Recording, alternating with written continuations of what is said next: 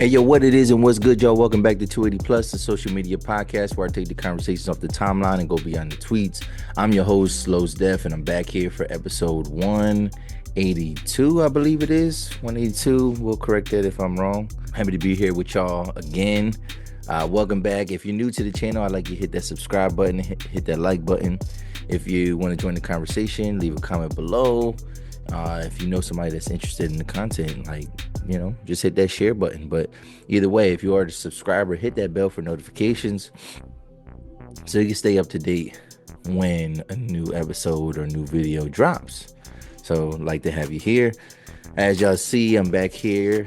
We solo. We are, like I said, in the past, we are going to have some guests kind of trickling in here. It's been tough. My weeks have been a little bit hectic. My son is playing basketball and he's in the playoffs. He's in a rec league, but he's in the playoffs and it's like double elimination. And so they had like 3 games this past week. They had one on a Saturday, they had one on Thursday, and they had one Tuesday. I think he has one on Monday. So he's just been playing playoff games and winning games, losing games. It's been all the above. But I think if they win the game on Monday, they go to the championship.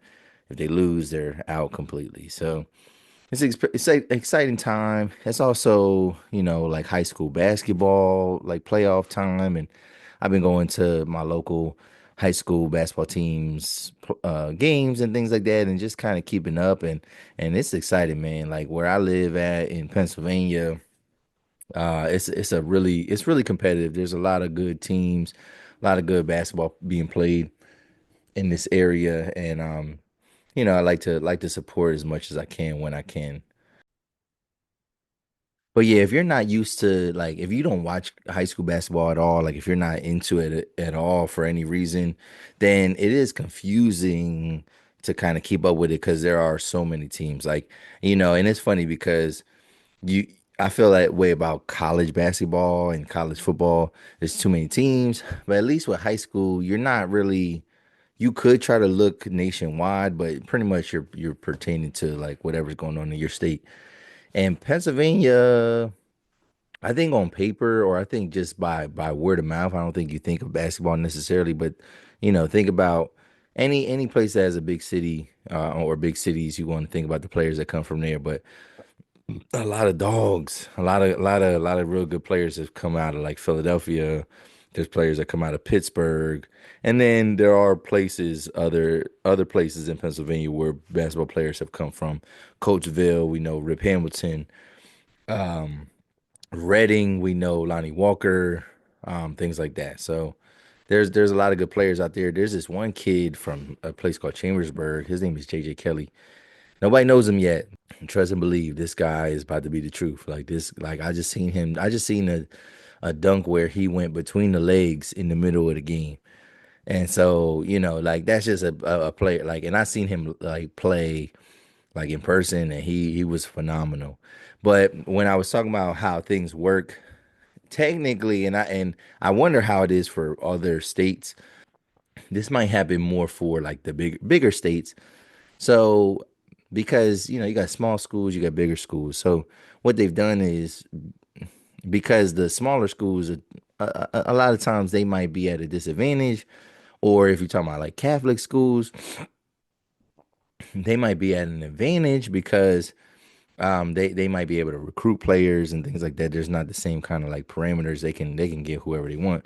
So what they've done is they've created like classifications and basically like a weight class. It's like a weight class. It's not for your weight, but it's a weight class, and it goes from single A all the way to 6A. 6A is the most dominant.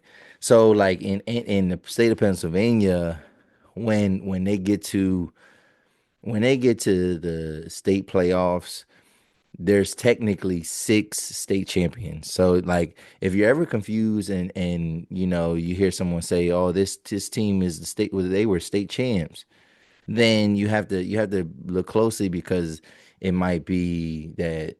And then you see somebody else says that their team was the state champion that particular season. You want to pay attention to their classification because yeah, there are technically 6 state champions. And then right now, what happens is a lot of teams that do like a league playoff, like whatever their league is that they play in on a regular basis, then they go into district playoffs. And so where I live, I'm in District 3. And District 3 is like it's a big chunk of the state. And it's a lot of competitive basketball there. District 1 might be like the Philadelphia area. I don't know exactly where every place is, but so there's these like regions basically. That's what a district, not school district, but district in terms of like a region within the state. There's multiple there's multiple districts. There might be like 8 districts, 10 districts, 11 districts, regions in Pennsylvania alone. And so they have like separate playoffs for that. So you could be a district champ. So there might be like, just say if there are 10 districts in or regions in Pennsylvania, there's 10 different well, actually more than that, because I was gonna say there's like 10 different district champs, whatever, but like no, they go by classifications for that too. So again, so you're playing schools that are like similar in size, and it's a little bit more comparable, but yeah, it's just exciting, just exciting time. And it's a lot of basketball. So if your team makes it to state, they're playing through March. You know what I'm saying? Right now, district playoffs is going on, and it's like been, it's like a 2 week thing. And but pretty much the month of the second half of February, that's when district playoffs is going on. So it's a real exciting time. I play in a basketball league, and I'm about to it's a men's league, and I think my team is about to get into the playoffs pretty soon. But we struggle, man. I just had a back-to-back game where I had to play, and then I had to like kind of like recover, and I played right away. And it was very exhausting to say the least, but it is what it is. I think a lot of teams play back to back today because or the day that we had to do that. But it is what it is. But my team's not the best, but I mean, we play hard. I like to hoop as much as I can. I like to get into different leagues if I can. But I know my skill set. So I try to be realistic with it, but I do want to be competitive at the same time. So that's all that's going on in my life. And yeah, moving on. So this week's episode, we're gonna give you the rundown. Then we're gonna, just introduce each topic, and then we're gonna get into the nitty gritty, get into the content here. So hold on one second here. So for this week's episode, let's see what we're gonna talk about. We're gonna talk a little bit about we're gonna start the episode with a mental health moment, and just kind of like I found this one therapist that is that talks about just different things in terms of mental health, and like I'm liking like all her videos right now. So because she's kind of resonating with my mentality, where I think about some of this type of stuff. But mental health is something that obviously is prevalent, and it's affecting a lot of people. It affects all of us because we all deal with people on a daily basis, and people are going through things. But again, we're gonna talk about a little bit of a slant there. But I want to actually incorporate reacting to some of these videos on a weekly basis. So that's what we'll try to incorporate that, and we'll call that the mental health moment. And then we got we're gonna talk about these plane crashes that we've been seeing, and just kind of dig into the nitty gritty with that, and dig into the prevalence of it. Like, how often is it happening? Is it happening more than normal, or are we just getting more coverage on these crashes? Then we're gonna talk a little bit about something called flock cameras. And a flock camera is something that you've probably seen before, but you didn't realize what it was. And just the conversation of like, is it even legal for these things to exist? Are they beneficial? If police are able to like fight crime using these things, does that make it justifiable for it when we talk about like privacy, and like, are we even afforded privacy? Like, is that even really a right of ours to want privacy? So we'll talk about that. Then we'll touch on the NBA All-Star Weekend, a little bit of another topic about the NBA. We're gonna call it the 40-20 rule. This is a rule that I've come across, and I kind of subscribe to it. And that's when we're gonna talk about contenders and pretenders. And then oh man, just an experience I had recently we're gonna talk about legacy artists, and like I think it might be time for me to chill out on seeing a legacy artist. So a legacy artist is obviously somebody that has had like a prolific career, who is not active in music currently, but they still go on tour. And obviously, you're hearing their greatest hits, but why that is not always the best thing. I've experienced something like this in 2024, but um, just recently experienced that phenomenon this year as well. So we'll get into all that. But again, if you're new to the channel, hit that like button, hit that subscribe button, leave a comment below, share the content, share the content, share the content. So let's get started. Let's get started. All right, now let's get started. All right, so we're gonna have our mental health moment. We're gonna talk about just in general. So before I get into this topic and the video that we're gonna share with it, I just want to open up a little bit. So I've been on my own journey, kind of trying to understand like my mental health, and I actually uh been seeing a therapist for like the last like 8 months. Yeah, since like last June of 2024.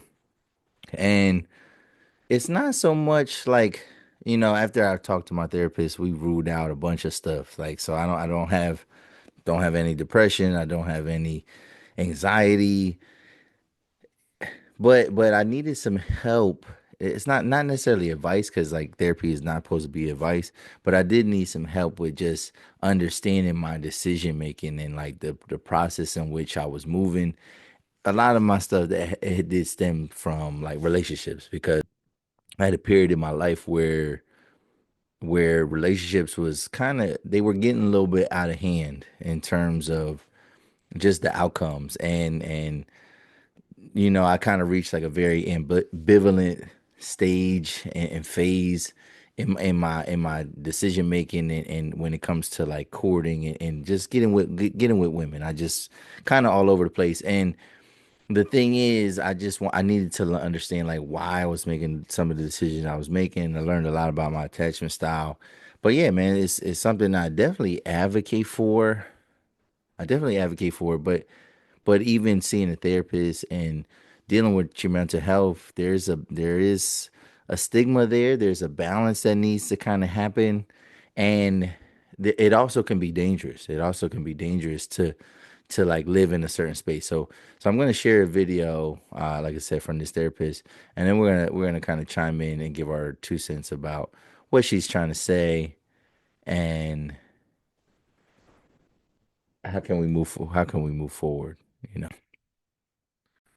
Here we go. So this video, this is the first video I ever seen from this woman, and it made me it like I was like it resonated with me, and I was like, oh, okay. And then a lot of the little contents and the videos that she's been dropping has made me think about this. But let's like, this is the preface. This is my introduction to this woman, and her name is Doctor. I guess it's Raquel, the capacity expert. Raquel, yeah. So I don't know exactly what her name is. We'll learn it. I mean, because we'll try to chime into her content. But let's see here. What she talking about? She says therapist gives 3 toxic mental health trends. So mental health for where it is it's at an all-time high, and that is great. But some of these trends, they are making people worse, not better. Let's talk about it, because I got three that's top of mind. The first one is turning labels into identity.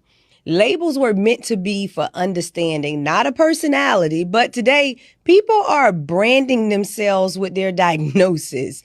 And even when you think about, like, I have ADHD, so I can't focus. I have an anxious attachment, so I can't trust people. Instead of working through things, people are actually using the labels to justify staying the same. And in some cases, like using it to weaponize like some of their relationships. The second one is, and I'll keep saying it, pathologizing normal life struggles. Not every challenge is trauma. Not every difficult person is a narcissist. Not every workplace is toxic just because you don't like your boss. Life is hard sometimes. That doesn't mean it's harming you. But when you pathologize normal struggles, you rob yourself of the ability to actually navigate them. Facts. And then the third one is this obsession with feeling seen, heard, and validated. At some point, we stopped striving for growth and we just started chasing external validation. The need to be constantly seen, heard, and understood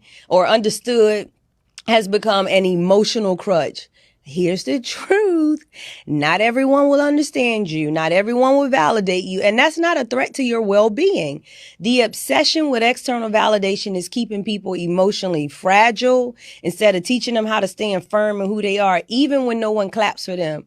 And I know that I said three, but here's a bonus one because what the hell is even a safe place? Life doesn't come with trigger warnings. Growth requires friction. If you constantly need environments that cater to your emotions, you're not building mental strength. You're building dependence. True safety comes from knowing you can handle yourself in any space, not just the ones that feel good. Mental health should strengthen you, not weaken your ability to handle and or engage with life. Okay? So mental health for where it is. It's actually okay. Yeah, so this one that actually wasn't the video that I at first saw originally, but that one still resonates, whatever. So she's talking about just this trend of everybody, now they know they see a therapist and they get some type of diagnosis, and then that's what they become. And that's my biggest issue when it comes to children because I think that it's important that we do identify certain things that's going on with children, but like I feel like when children and young teenagers and things like that, when they have too much before we had a terminology problem. Like we didn't have the vocabulary to identify these things. Just things were happening in people's lives and we had no way to kind of really put a word or a phrase or a label to it.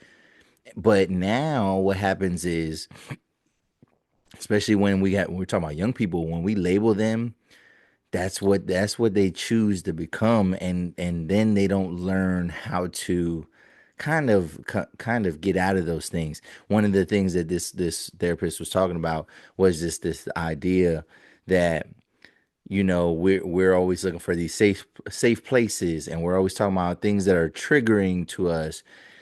And really, really what life is about is getting through the different struggles.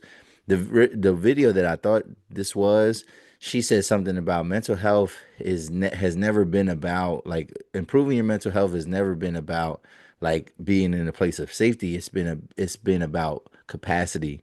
Like how can you handle how much can you handle and still be able to function? But there's no such thing as like some like ultimate safe place, because anytime you are evolving and growing in life, you're going to be faced with new challenges. What she said, like, for growth you need some friction, so to be a better person, to be a more elevated person, to be more accomplished, you're going to face a new set of issues, right? More money, more problems. That's a real thing, because we might strive to be successful and we might feel like, oh, our mental health is bringing us down. But like once you become successful, you're going to have a new set of problems and issues that you weren't even prepared for. But if your mental health is on point, then you're going to have the capacity to deal with those new things, as opposed to just assuming that life just gets easier. That's a myth. That's one of the biggest myths that we've ever told, that life gets easier in certain situations. And that's what people mean when they say money doesn't buy happiness. Obviously money can make you happy, but it doesn't necessarily make everything easy. You're just gonna be set with a new set of issues. So I just thought that was very telling, and I thought it was very interesting. And that's the thing, when you do go to therapy, or you are facing a therapist, or going to see a therapist, you might hear some words, you might get some labels. But then, my therapist, when one thing we was talking about was attachment styles, and what he was saying was like it's an evolving thing. It's not a label. He said it's not a diagnosis. So it's like you're good, man. You can get at this, but like based on the behaviors, based on how you answer these questions, it shows that like this is who you are, and like a lot of that type of stuff resonates. But I think when you know a little bit too much about a label, it's easy to like kind of default back into those negativities. Same thing with like zodiac signs, right? Like we know the good things, and like we like to give credit to those good things, but like when something is going bad, and those negative traits, we like to absolve ourselves of accountability and say, oh no, no, it's because I'm a Pisces or Aries or Sagittarius that I do those things. And it's all kind of from the same mindset. Just because you have ADHD doesn't mean that you can't do X, Y, and Z. Just because you've been labeled with having autism doesn't mean that you get to be asshole to everybody. Like you have to learn the capacity to deal and adjust to be in certain social interactions and situations. So I just thought that was telling there, and people were just kind of using certain things as a crutch, so to speak. There was another one too, and I was using this word wrong. I ain't gonna lie. There was another one that had to do with mental health, and basically kind of like labeling yourself and like words that we be using incorrectly. So yeah, yeah, I'm gonna share this one real quick with y'all, and then we're gonna react to that. Okay, here we go. So it's talking about like using mental health terms incorrectly.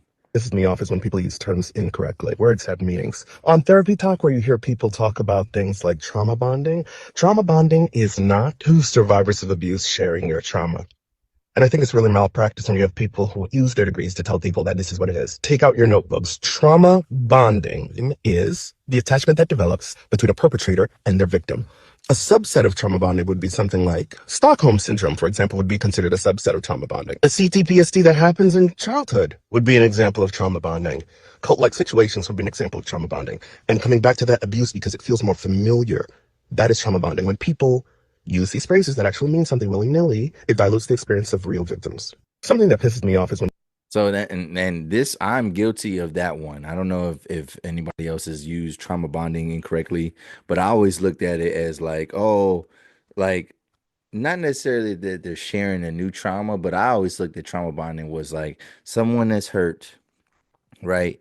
And then they're dating, they're in a situation, and then they meet somebody, and that other person is also hurt. Now they might not have the same trauma, but I always thought like, oh, these two hurt people are like are maybe now they're together, but like they're in another fucked up situation. Like they're in another situation that's not good.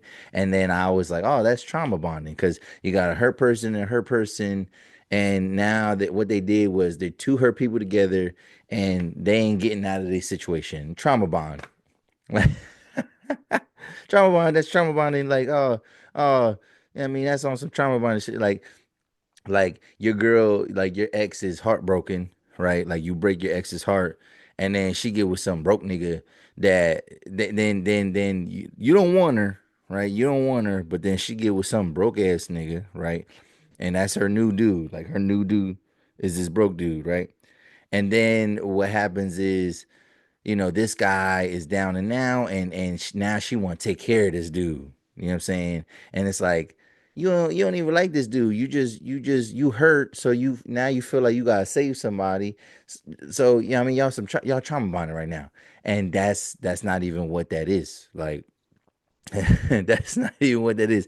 And so I'm gonna need a term for what that is, right? When people do that, like when they just be in mess up situations and then they meet somebody and then they bond over maybe some new trauma, or like, you have somebody that was deceased, right? Like your mother, you meet somebody, right, and their mother dies, right, and so then you're like helping them mourn, and you can understand them because your mother died.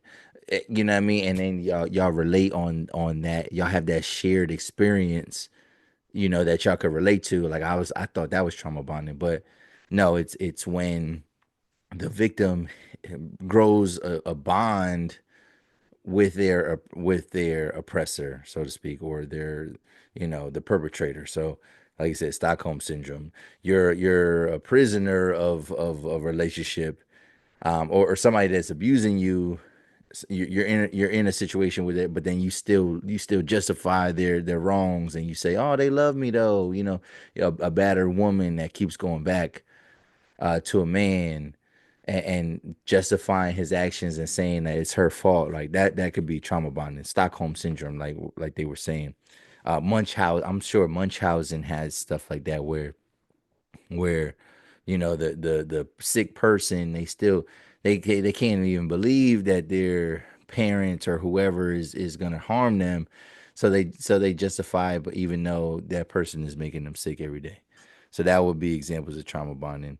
But yes, I didn't know that. I did not know that. So yeah, like I said, we're gonna chime into to certain things when it comes to this. That particular content creator, I've actually also followed this other content creator, that's a therapist, Taylor Chandler, a woman. I've been trying to like get women's perspective on some things, because I've been into that type of stuff, because I'm constantly talking about society and why people do different things.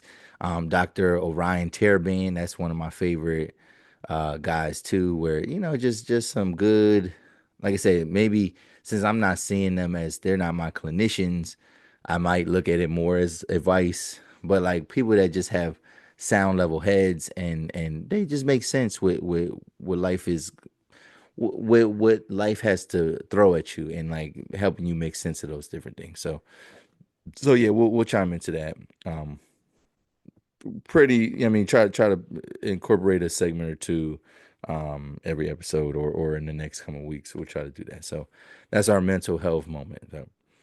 So what's next? What's next? Oh, let's talk about these plane crashes. All right, let's talk about these plane crashes real quick. So did y'all see? I'm drinking some tea, so like I just be having like some weirdness going on in my throat. Pause. Real quick too, you'll see I'm wearing the same hat 2 weeks in a row. I normally don't do that. I try to like switch up my shirt, switch up my hat, try to wear different things. But I felt like we couldn't see the logo in the last episode. People couldn't see the logo. All you could see is like the under brim of my hat, the green. And so like I thought this hat was fucking dope. Like it's LA Dodgers, but it's Mitchell and Ness hat, and it has tops like from like the trading card company, has a cool pin here, and I was just like, yo, this joint is hot. Like LA Dodger hat, wearing my Nipsey Hustle blue, I mean my Crip blue, got my 2D Plus logo. It's crazy too because last week on my episode, I was talking about Kendrick Lamar, and man, the Kendrick Lamar crazies got in my comment sections.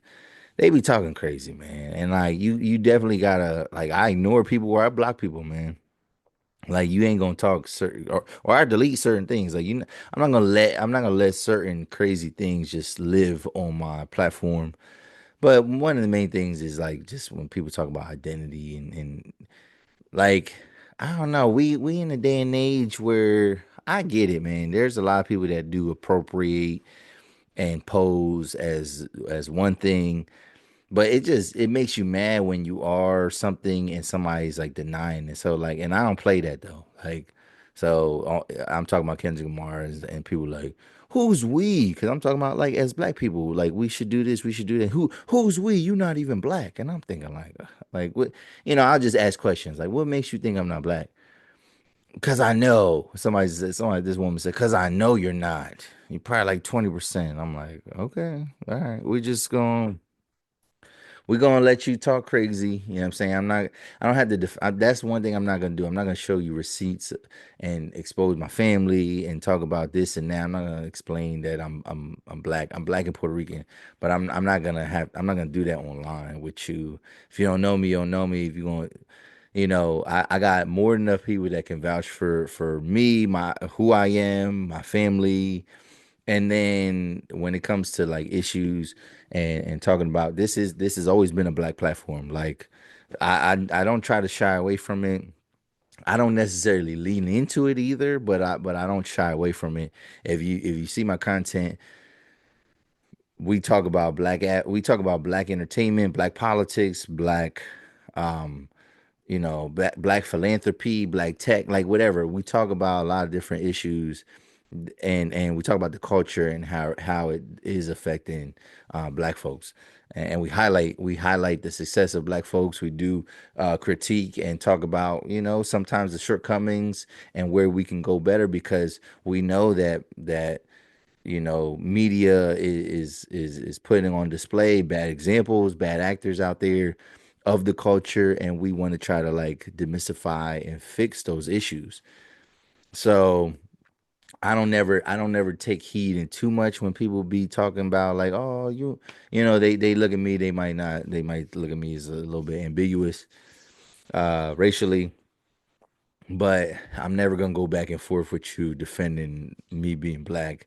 Like I'm not an appropriator of any type. Like I live this. I've always lived this. And I in person that's the thing. If you met me in person, you would already know what the deal is. It ain't even no question. It ain't even no doubt. I mean, but I guess online, because other people do some crazy stuff, people are just on edge, and they be suspicious of folks, right? So but yeah, let's move on. Let's talk about these plane crashes. So have y'all seen? Just gonna pull up my notes here. Oh my God, this is crazy. So there was a plane crash. Well, one, it feels like there's been a lot of plane crashes, right? Like it feels like we've been seeing a lot of plane crashes lately. And it all started kind of with the Trump stuff, and I say the Trump stuff, but it was right after he became he got inaugurated, and we had that bad accident where the commercial flight hit a Black Hawk helicopter and killed 67 people. Nobody survived that. And then out of nowhere, we started seeing all these different commercial flights have these accidents and and it's causing people to be like worried about things. So the one of the latest ones that happened recently was there was a plane crash where a plane was flying from Minnesota to like Toronto, and the plane lost its wings. The plane like lost its tail or something like that, and they had to do this emergency landing where it landed upside down. Like it had to land upside. It was turned over. It was upside down, and there was no fatal injuries though. Like there was like I think it took a couple extra days for one extra person to get discharged, but other than that, there were no life threatening injuries, no fatalities. And then what happened was Delta, they're offering the Toronto crash victims 30K, no strings attached. Now, I never got an understanding of what that means when it says no strings attached, but it says Delta Airlines is offering $30,000 no string attached payment to each of the 76 passengers aboard the flight that crash landed in Toronto. The crash caused the aircraft to lose its wings and tail before rolling for a stop on its roof. It says although 21 passengers were transported to the hospital, none had life-threatening injuries. All but one has been discharged from medical care by Wednesday morning. The crash, which occurred amid severe weather conditions with significant snow and wind gusts, is being investigated by the U.S. National Transportation Safety Board and the Transportation Safety Board of Canada. So I just still don't understand because I've read this article, but it doesn't get into this idea of like what do they mean when they say no strings attached? Like because I seen some people say I seen some people be like, nah, I don't want no cash for that. Like I'll take you to court and I'm gonna get more than 30K. Now that's the thing. Are you? I guess no strings attached is like, yo, we'll give you 30K. But I think what they're trying to say is like, yeah, you can't. There is definitely a string attached because I feel like if I take your 30K, can you can you stop, because could that stop me from suing? Because no string attached means that like you're giving me 30K, but then I could still sue for like for what happened, right? But I don't know. I would say that would be no string attached. But if you're saying like, yo, I'll give you 30K, but you can't sue, that's a string right there. So I still don't know what that means when they say no strings attached. But would you take 30K? I ain't gonna lie. Like if I lived, I might consider it and just be grateful and just be thinking like, all right, you know what? I would be like, nah. I'm like, yeah, I'll take 30K, but like I need free flight benefits for life. Like and I get top priority. Like it ain't no here's the thing, when people be having flight benefits, like if they're a flight attendant, the only issue with that is the fact that and they could share with their family, but the only issue with those flight benefits is what I learned is you have to fly standby. So you have to like although you can fly for free, they make you wait on standby. So like it basically has to be an empty seat. So like you could be like waiting there, waiting for flights, multiple flights, because it gets filled up at the last second, last minute, and that's the only time that you can actually ride. No, I'd be like, no, I want to fly for the rest of my life for free, and I get top priority. Or yeah, I want to fly business class, first class or class for the rest of my life for free, right? And I'll take your 30K. So because the 30K, I would put that in, a little stock market. You know what I'm saying? I flip that, but then just imagine like being able to fly first, and it'd be for two. Like I get to fly for two round trip wherever I want, whenever I want. Now, I wouldn't use it all the time, but like, yeah, your boy, I would be going to like California to eat dinner. You know what I'm saying? Like how people they'll drive a car to go somewhere. No, yeah, I'm flying 6 hours. I'm flying 6 hours to eat dinner, bro. Like, and I'll be back. I'll be back. I'll be back. You know what I mean? I'm leaving Saturday. I'll be back Sunday, bro. Like, don't worry, man. I'm just going to California, man. I want to get a bite to eat. You know what I'm saying? Like because yeah, I can afford to buy a room for a night, whatever, and just whenever I want to do that. It's the flight that's gonna cost me the most money. So yeah, I'll take the little 30K, but I would need that stipulation. All right, now getting into this topic though. Now, ain't it crazy how like I feel like we've been seeing all these headlines of all these plane crashes, and I'm thinking like, damn man, like is it getting unsafer to fly? Like what's going on? Like what is this a conspiracy? Like are they doing something to the planes? Like who, what's going on? So it has my mind racing. And then I wanted to look it up. Now, I don't have full statistics, but I did look up an article that talked about all these plane crashes and like what is the truth. So statistically speaking, there hasn't been an increase in plane crashes. It's just been an overhyped increase in media coverage. Now, all the media outlets are guilty of this. So this has nothing to do with right wing, left wing, conservative or liberal. All the platforms are covering these plane crashes. And because I think it's just provocative. I think it makes people, worry, and a lot more people are traveling these days than they were ever before. So here is what I read though. It was last month, right, in January, right? There was a record low number of plane crashes, right? And it's almost like the lowest of all time. But so they said in January 2025, there were 62 plane crashes. In 2024, and that's a lot. Like, cause you're thinking like, well, anything more than one is a lot. So 62 all across the country, there were 62 plane crashes in January of 2025. In January of 2024, there were 80. So there were more last year. So but when you didn't hear about none of them 80 plane crashes last year. Unless somebody famous died on something, you did not hear about those. Now, here's another kicker too. A lot of these plane crashes are private flights. So these are these like little planes. a lot of plane crashes don't happen to like commercial air flight. Commercial air flight is still air travel is still the safest way to travel overall. There's definitely way more car accidents on a daily basis than there is on a monthly basis for your planes and stuff like that. So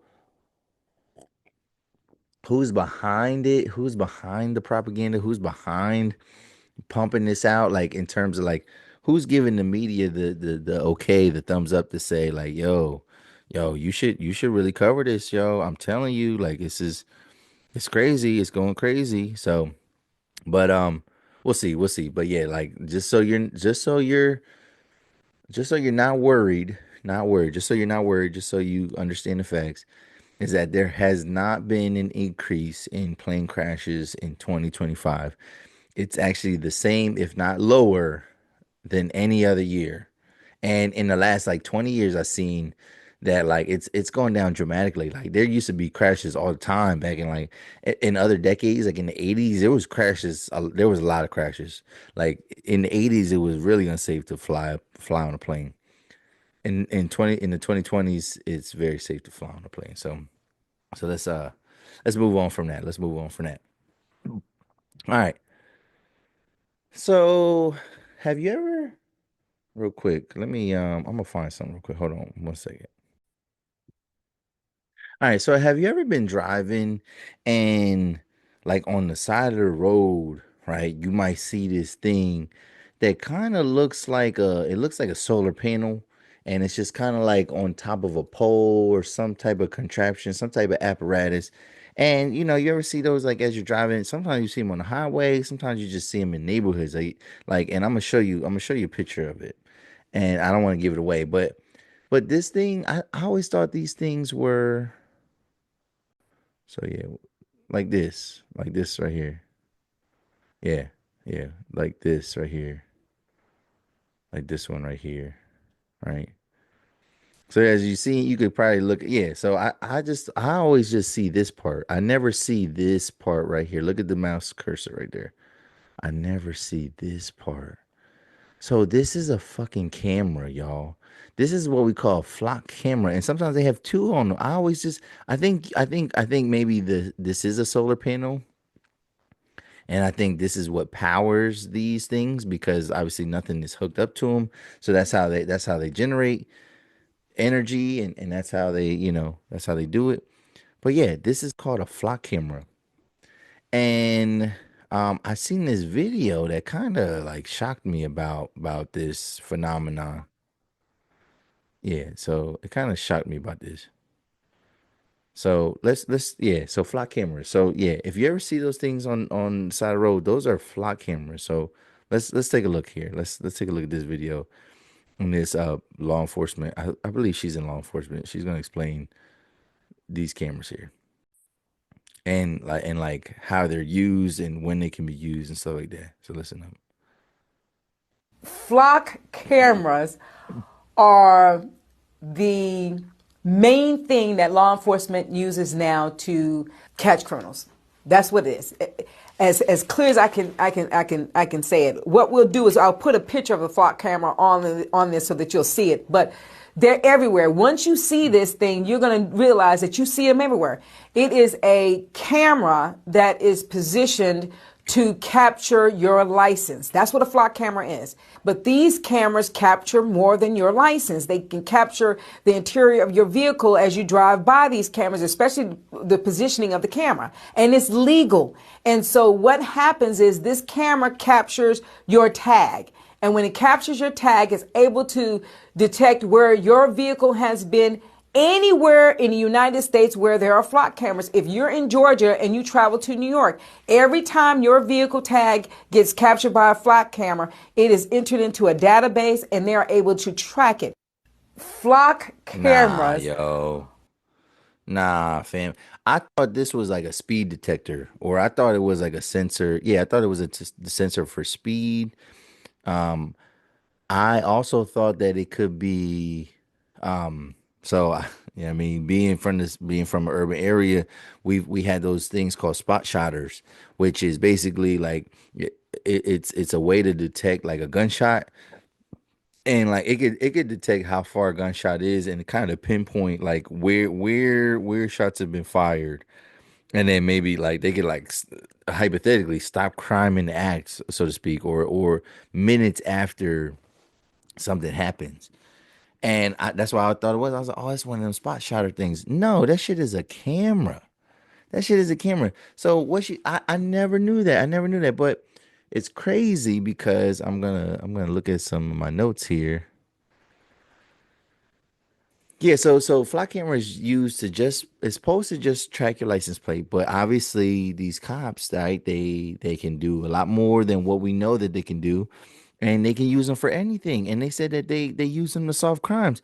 I started looking up flock cameras, and mad articles have popped up, and and saying like, oh, this police department used this to solve this murder, or oh, this flock camera was able to detect this, or it was able to spot that. So like they are literally using that. Now we know that there's cameras everywhere, and we know that there's a lot of like when they say somebody's always watching, we think about like innocent witnesses. Like we think about them, and we think about maybe their business has a camera system.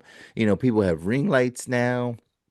So we know that there's cameras in a lot of places. So like you can't just think you're gonna be slick and do certain things. But the fact that because like if it's a ring camera, if it's a camera from a business, right? Cops have to get warrants for that type of stuff. They have to have a reason for it. But no, they already have their own cameras. They literally it's literally Big Brother. It's literally Big Brother, and they're watching over us. Now the thing is that legal? Is it constitutional? Well, apparently there's been a lot of different lawsuits. There's been a lot of different lawsuits recently, and basically these lawsuits in various states they're talking about whether it's like an invasion of privacy, and some of these cases are actually going forward in people's favor. So just be on the lookout. Just be on the lookout. I'm not saying we can get into this in a later date, like get into the real science with all this, or even just the conversation about what should be private, what shouldn't be private. But just be on the lookout for this type of stuff. And I just never heard no one tell me, like no one say like, oh yeah, those are flock cameras, or those are cameras that for the cops. You know what I mean? I don't know. And is it something that we just accept because it does help to fight crime? In some ways, I could see that it being beneficial because then it would stop like unnecessary traffic stops because we can just get people after the fact. But like if you didn't see me run a red light, right, and it ain't no red light camera drawn on there, then why am I getting a ticket for that? Um, but like being able to look into your interior of your car at any given moment, that freaks me out a little bit. So I will be getting tints soon. So you ain't gonna be seeing nothing. I'm getting that 5%. And ain't gonna be able to see nothing. But what do you think? What do you think? Is it something that you're concerned with, or you don't really care? It's just like, it is what it is. It is what it is. All right, let's move on.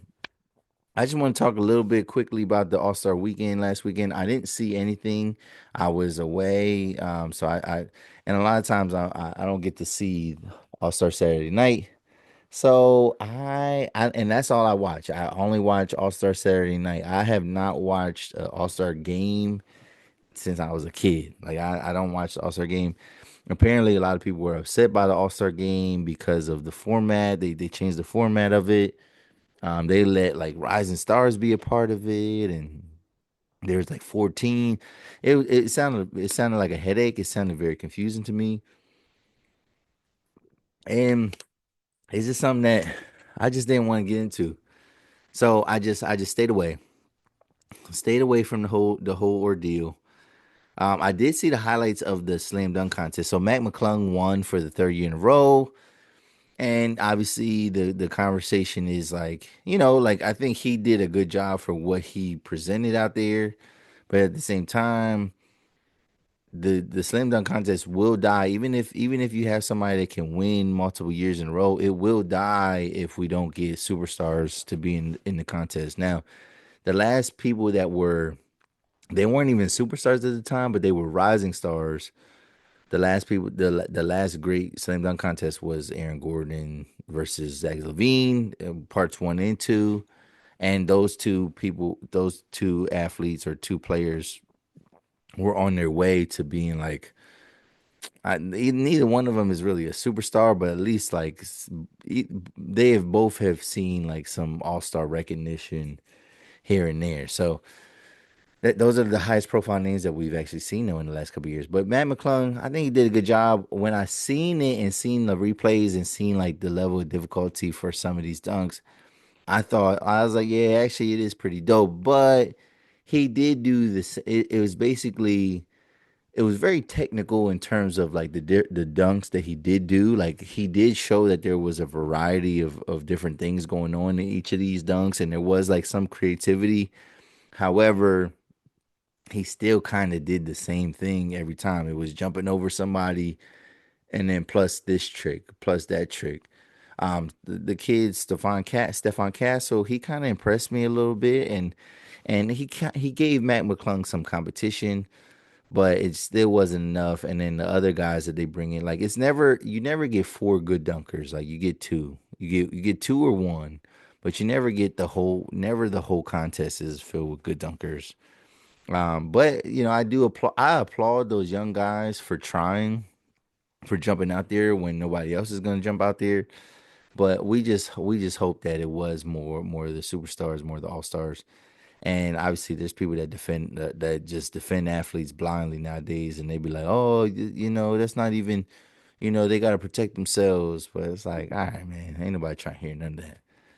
So, but what do you guys think? What do you think? So let's talk about the NBA playoffs. So now that the All Star break is over, there was yeah. Now that the All Star break is over, we're moving into the postseason coming up. Right, the end of the season is upon us. The trade deadline is over. All Star weekend is over, and now we're talking about basketball, but in the sense of hold on, let me just double check something here.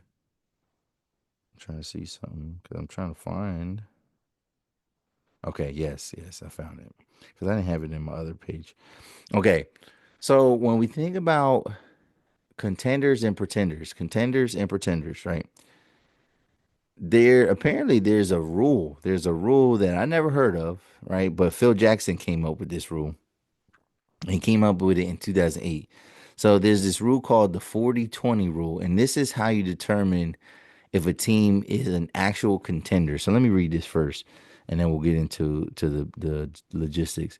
So it says in 2008, Phil Jackson proposed a simple yet effective rule to identify legitimate championship contenders. Jackson said that if a team wins 40 games before they lose 20, they are a true title contender. So does it hold up though? Let's think about that. Like, is that just Phil Jackson talking out of his ass and saying like, "Oh yeah, man, if you win 40 games before you lose 20, you're in good shape." So does it hold up? Since introducing this rule, 16 out of 17 NBA champions have reached the 40-20 benchmark. 16 out of 17 NBA champions, so since 2008, so in the last 17 years, 16 of those champions fit that rule. It says the only exception being the 2020, the 2020, 2021 Bucks. And then it says since 1980, just four teams have won a championship without hitting 40 wins before 20 losses. So they did the study. So in the last 17 years, there's only been one team. That was that Bucks team that won with Giannis and Drew Holiday and Chris Middleton. And then and I like that they looked backwards and they said since 1980. So now we're dealing with a sample set of 45 years. Only four teams have won the championship without hitting 40 wins before 20 losses. And then, so if we think about this year, so who are the real contenders in the NBA this year as we're approaching the end of the season? Who are the real contenders? Who are the real contenders? Let me look at this real quick. I had like a couple, but like obviously standings change. 40 wins before you have 20 losses. So that would make the Cleveland Cavaliers. They're 46-10, right, as of this recording. The Boston Celtics, they just got 40 wins. They're 40-16 as of this recording. All right. And then on that's in the East. And then there's only one team in the West currently that meets that criteria, and that's OKC. All right. And then you have some teams that have a shot of hitting it. So, but they would need to win a couple games in a row. So the New York Knicks, right? They're on the cusp. They're 30 as of this recording, they are 37-39. And they did just lose. They did just lose. So that kind of put them down. So they need to win three more games before they lose their next game to fit this 40-20 rule. Memphis Grizzlies are also in that same kind of predicament at 37-19. They need to win three games straight before they accomplish that. And if they win three games straight, that'll put them at like a 4 game winning streak. If the New York Knicks win 3 games straight, that'll be a 3 game winning streak. So that'll put them there. Denver Nuggets, 37-19. If they win three straight before losing their next one, that would be like a 12 game winning streak that they're on currently if they would accomplish that. So yeah, we only have three teams that meet the criteria, but six teams overall are on that cusp. So let's look at the three teams: Boston, Cleveland, and OKC. So are they real contenders, real pretend, or are they pretenders? I would say I seen the Cavaliers live. I think that they are for real. I think they have a shot to make a run. You don't I don't know. You don't go 46-10 in the first 56 games of the season by being just okay, like just by being a mediocre team. So 56 games, right? So that means 80 they got 82 game season. So almost 30, a little bit less than 30 games left. So I can imagine they're gonna be a 60 win team. They're gonna be a 60 win team. I would say that they are a contender. Like they have a lot of shooting, they have a lot of firepower. I think they need to be a little bit bigger. I think that's why they got DeAndre Hunter. DeAndre Hunter is a three, but he could play the four. And they need Mobley back because Mobley was hurt. So because after Jared Allen, they don't really have a big.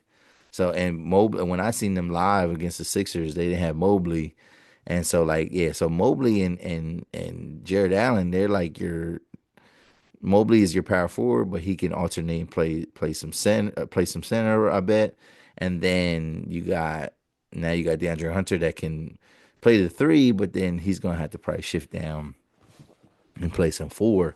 But I think that's a good weapon for them. But I don't know in a 7 game series. We don't know. We don't know what they'll look like. Their team is mostly intact from the year before, but they do, like I said, now they have DeAndre Hunter, so it's a little bit, Boston. I think they're always in the hunt, and I think they're the defending champs. I think they are a legitimate contender to play them in the 7 game series to beat them 4 times. It's going to be tough for any team. They just have the pedigree, they have the players, they have the talent, they have the coaching.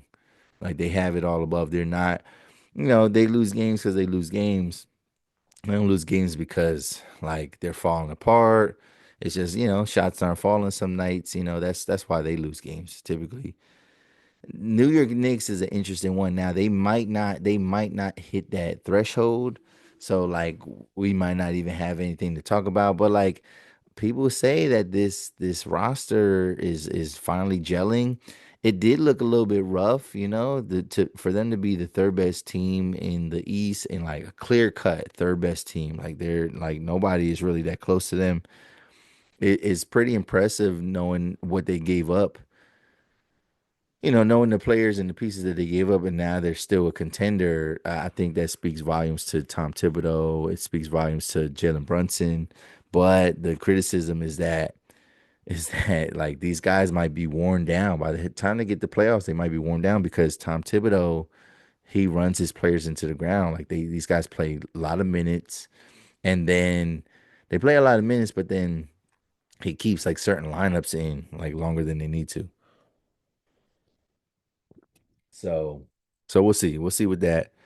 OKC, I definitely think they are a contender. I think they learned a lot from last year's experience and losing.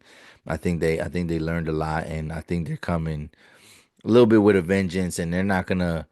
I know anytime you see a team and they can surprise you. It's like any given day they can kind of shock the world, so to speak. But I think OKC is like they experienced what that was. They were like the best team in the league last year, and then they had a bullseye on their back, and they realized that beating a team 4 times is different than just beating you in the regular season on a one-off. Like it's half court basketball. It's a lot of matchups. It's all that, and I think they're gonna come with a little bit more vengeance. Um, I think we got to talk. Denver is always going to be a contender. I think they just got that roster, and then they got Jokic. Again, they don't necessarily fit the rule quite yet, but that what this is telling you though, based on this rule and based on the probability of it, OKC, Cleveland, or Boston is going to win this title, and it could be a combination of those teams getting into the finals. I like to say shout out to John Morant, man, and the Memphis Grizzlies. They have not met this rule, but they are on the cusp of it. But like shout out to John Morant, man, because last year he had his woes, and this year he was like fully back, right? He was fully back off suspensions and no injuries, and he should be like one of the top MVP candidates. SGA will probably get the MVP, but I think John Moran should be in high consideration because he's proving that he is a game changer. Like, you take him off the roster, they should still be a somewhat decent team. They didn't make the playoffs last year. And then for them to be the number 2 seed, number 3 seed in the West and kind of running away with it a little bit is impressive, man. So shout out to them. But yeah, Denver is always going to be a contender. They won a title before, and then they have arguably the best player in the NBA or one of the best players in the NBA, top 5 players in the NBA, and he's going to keep them in these games at all costs. All right. So that's down that. What do you think? What do you think? What do you think? All right, and then last topic, last thing. Okay, so last thing. So I don't want to go too hard on my guy, but we definitely gonna talk about this a little bit. So everybody was talking about the Super Bowl performance, right? And like I said, I got met with a lot of Kendrick crazies online.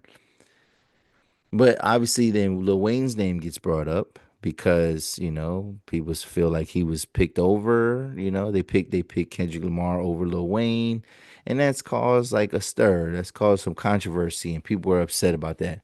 Now, I've seen Lil Wayne live, and Lil Wayne is not a good performer. And Lil Wayne is not a good performer.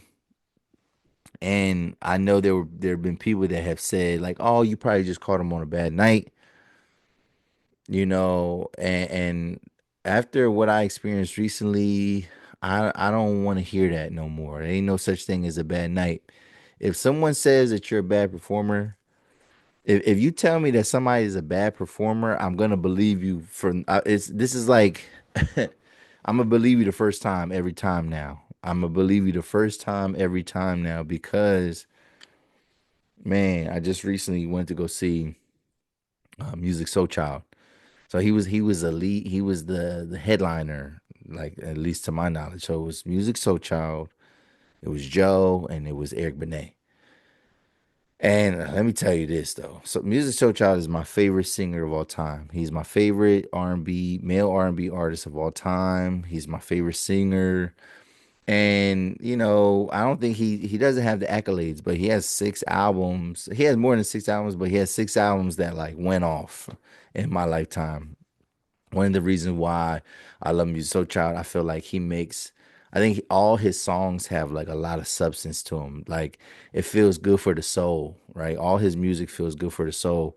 It's not just about, it's not like this like hypersexualized content. It's about love. It's about I've always said this when I was younger. I said that Music Soul Child literally has a song for every situation in life, every situation in life.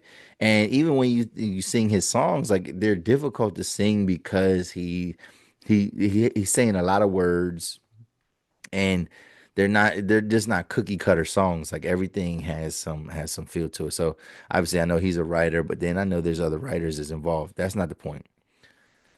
Um Excited to see him, you know what I mean? Like even though like I said, he's not the biggest artist. So like I never say like he's the best R&B singer of all time.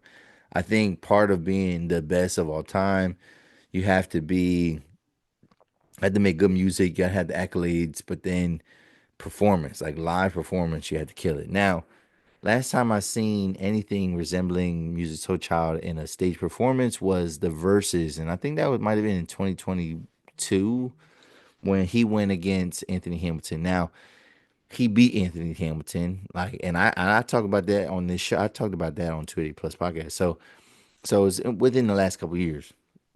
So he beats Anthony Hamilton. Anthony Hamilton didn't sound great. Music Soul Child didn't sound great, but there were pockets and there were moments where he sounded pretty good. But I was just thinking like, maybe he don't take this too seriously. It's not that, it's whatever.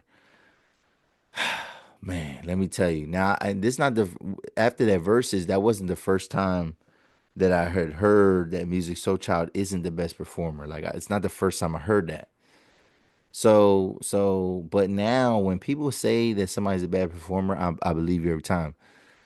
So at this concert, and lo and behold, Eric Benet don't got a lot of songs that like a lot of people know, and Eric Benet is like a lot of times the butt of the joke.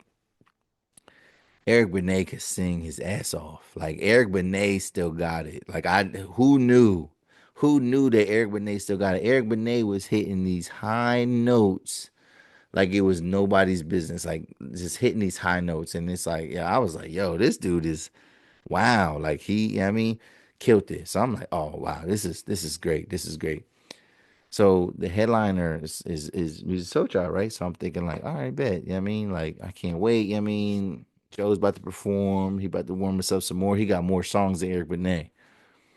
And then I see on the stage, I see Music Socha starting to come out. And I'm like, why is Music Soul Child not the headliner? Like he obviously has a way more extensive catalog than Joe has ever had. Like, and no disrespect to Joe. Joe is great. But it's like, we not talking about the same type of thing, whatever. So I'm concerned. Right away I'm concerned. I'm like, gosh, like what's going on? Like why? So apparently they were at this venue 2 nights in a row. And it makes sense. And I'm thinking, I think maybe something happened in the first day that they switched up the lineup. But Music Socha was second, and he went out there. You know what I mean, excited to see him. He got, he had crowd participation. It was exciting. He had these backup singers. They were great. All that. You know what I mean? Certain songs are playing, and I'm like, wow, like I can't believe it. Like whatever. And then my man goes up there to sing, and he was struggling. He was struggling. He had to get water a lot of times. I don't even know if he can, like it was confusing. I couldn't tell if he didn't have the ability to sing. I didn't know if he was dealing with an illness, because for all I know he might have been sick and like couldn't really extend his vocal parts. But he could not sing. He could not like and I would say it wasn't even that it sounded off key or horrible. It was that there was just no power in his voice, and like you could barely hear him, or like he would go away from the mic a lot of times, and so it was like it was real choppy, and you couldn't really get to hear him sing. But like when he was, it just seemed like he was like it seemed like he was really struggling. And so I just didn't know what was going on. But I've heard that he wasn't the greatest performer. So I think I'm cool on Legacy Acts for a while, right? Legacy Acts. And again, Legacy Act is, it's just somebody that makes music, that has made music, that has become popular based on their music, but they're not currently active. So when they do tours, they're just performing other old songs. I'm cool off of that right now. I'm cool off of that right now. I can't. I didn't want to record anything from that night, because I just didn't want to relive this, because Music Soul Child is like, that's my guy. That's my guy, man, in the R&B world. So I don't. It's sad because I just want to sing his first album. Is 25 years old this year. It will be 25 years old. One of the greatest R&B albums ever. You know what I'm saying? Maybe it's not better than Confessions, in terms of like fanfare, but in terms of like substance, it's I just want to sing up there with any album. But it was disheartening to see my idol of mine, a hero of mine, a superstar of mine not be on his superstar A game. Now Joe was fine. Joe sounded good. But again, he don't got no catalog. Like Joe does not have a cat. Like he's been a writer and he performed some songs that he's wrote. But like you could tell that he's supposed to go second. Like you could tell he's supposed to go second because he don't got the catalog. Like music would, because music set was pretty long, and like when you think about the songs he played, he performed a lot of his hits, and he performed some B-side songs, and he left some songs off. Right? Obviously, like great songs off that he couldn't perform, but like he was struggling through that whole performance, and I was sad. So I didn't want to record it. I didn't want to relive him being bad. Hopefully like if he's gonna keep being on tour, hopefully something was just wrong with him, and hopefully he can still sing for my sake.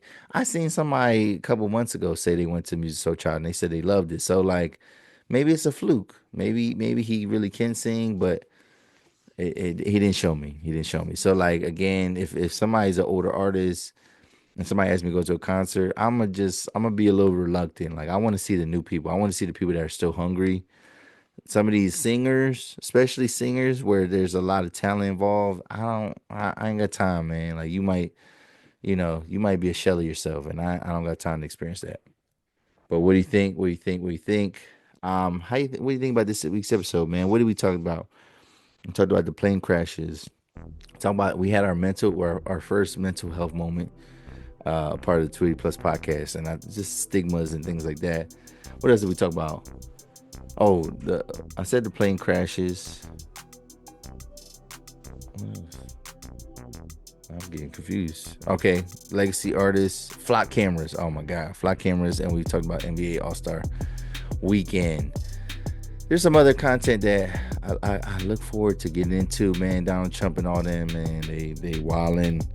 I feel like people ain't really receptive to some of that type of talk that we talking on it. Like like some of the reels ain't getting the reaction that I think they deserve. But Kendrick Lamar gets a lot of views, but like when we talk about some real stuff, nothing's happening there. So but we'll see.